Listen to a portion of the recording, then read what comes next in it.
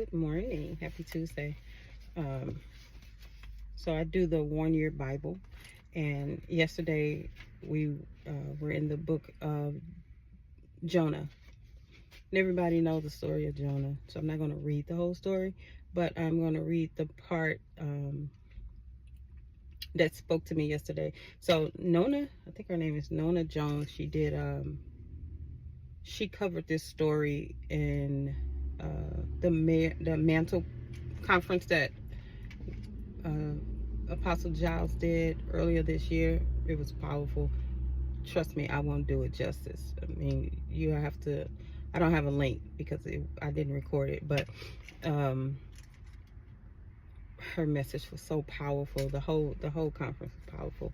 But as I was reading this story, the Lord reminded me of a situation that I went through myself, where I was in the belly of the whale, but it wasn't 3 days. It took me years, actually a decade. And I can remember when I ran from God and I didn't want to do what He told me to do. And yep. So anyway, I'll give that testimony when I'm released to. Jonah chapter 1. The word reads, "The word of the Lord came to Jonah, son of Amittai. Go to the great city of Nineveh and preach against it, because its wickedness have come up before me." But Jonah ran away from the Lord and headed to Tarshish. I think that's how you pronounce it. He went down to Joppa, where he found a ship bound for that port. After paying the fare, he went up aboard and sailed to Tarshish to flee from the Lord. Then the Lord sent a great wind on the sea, and such a violent storm rose against that ship that the ship threatened to break up. All the sailors were afraid, and each cried out to his own God. And they threw the cargo into the sea to lighten the ship. But Jonah had gone below deck, where he laid down and fell into a deep sleep. The captain went to him and said, "How can you sleep? Get up and call on your God. Maybe He would take notice of us so that we will not perish."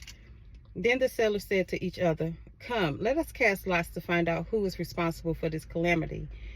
They cast lots, and the lot fell on Jonah. So they asked him, "Tell us, who is responsible for making all this trouble for us? What kind of work do you do? Where do you come from? What is your country? From what people are you?" He answered, "I am a Hebrew, and I worship the Lord, the God of heaven, who made the sea and the dry land." This terrified them, and they asked, "What have you done?" They knew he was running from the Lord because He had already told them so. The sea was getting rougher and rougher, so they asked him, "What should we do to you to make the sea calm down for us?" "Pick me up and throw me into the sea," he replied, "and it will become calm. I know that it is my fault that the great storm has come upon you." Instead, the men did not. They did their best to row back to land, but they could not, for the sea grew even wilder than before. Then they cried out to the Lord, "Please, Lord, do not let us die for taking this man's life. Do not hold us accountable for killing an innocent man, for you, Lord, have done as you pleased." Then they took Jonah and threw him overboard, and the raging sea grew calm. At this, the men greatly feared God. They greatly feared the Lord, and they offered sacrifice to Him and made a vow to Him. Now, the Lord provided a huge fish to swallow Jonah, and Jonah was in the belly of the whale for 3 days and 3 nights. The message that she preached on,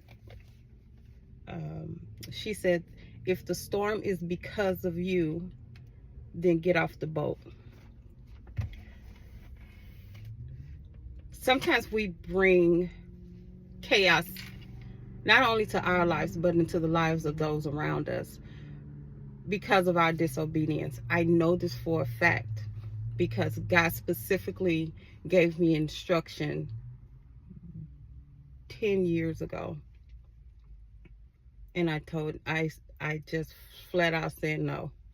He told me what to do, and I told him no. And I told him, if it have to be that way, then just leave me be. And for 10 years, the sea in my life was raging, and I'm not kidding. One day I will give my testimony, but there came a point where I was finally thrown off the boat into the belly of the whale. I went, and just like in that in Jonah's story, when he prayed to God, God heard his prayer. When I went to God and prayed to God, he heard my prayer, and I said, well, what do you want me to do now? And his exact words was, believe again. He told me to go back and do the last thing he told me to do. And I still didn't want to. But having known what could happen if I didn't again, or possibly being worse, I said, all right, I'll do it. I'm all in. But we don't realize how we try to figure out, and you can pray, and God will answer your prayer, and he will help you out of the situation. And what you're doing is you are managing the storms in your life.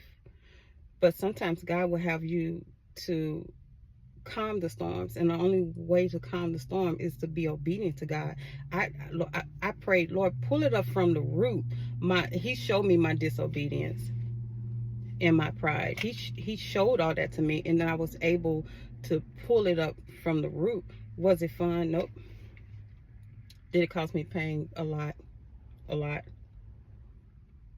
But God never exposed anything to you without dealing with it. Now, if it's against you, then he exposed it to you to terminate it. But if it's from God, he will expose it to you to correct you, because God is a God of love, and he's a God of correction. And so sometimes you can't figure out where all these storms are coming from. Could it very well be you? Go to God and ask him, at what point did I disobey? Where did I lose my way? Where did I stop hearing from you? Or where did I turn from you? And he's faithful, and he will show you. And I pray for your sake that if you are causing a storm, then you get off the boat. Don't make everybody around you suffer because you refuse to be obedient to God. Take some time away from everyone and everything, and you sit in the place that the Lord will have you. It won't be a big fish, but wherever he will place you, and you sit there and you repent about some things, and you pray about some things, and you let God direct you. But be obedient to Christ, because he called us to be obedient. Have a blessed day.